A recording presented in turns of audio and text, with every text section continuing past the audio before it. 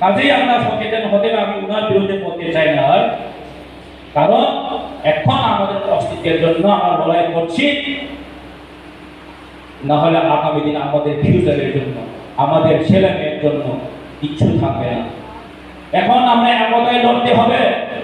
চাকমা, রিয়া, ত্রিপুরা বলে কিছু হবে না।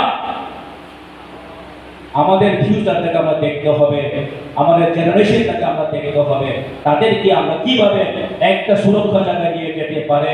আমরা কিন্তু আজকে যদি চিন্তা না করে আগামী 10 বছরের পর আর সুযোগ পাবে না বন্ধুগণ।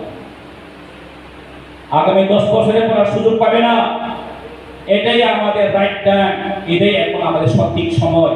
এখন আমরা একতাবদ্ধভাবে আমরা লড়তে হবে। একজনে যদি এখান থেকে পিছিয়ে যায়, আমাদের সাকসেস হবে না, আমাদের সফল হবে না। আমাদের যে গোল, আমাদের টার্গেট, যে গ্রেটারটি প্রবলেম, ওখানে আমরা কিন্তু পৌঁছাতে পারবো। আমি একটা কথা বলতে চাই, আপনারা এখন থেকে কে ক্যান্ডিডেট হবে, কে এমএলএ হবে, কে এমডিসি হবে, তাহা নিয়ে এখন চিন্তা করার দরকার নেই বন্ধু।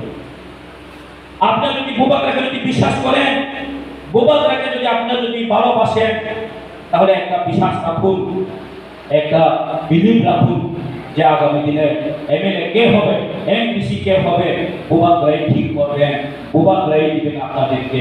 এটা নিয়ে কিন্তু আপনার বিশ্বাস থাকতে হবে। বুবাকরা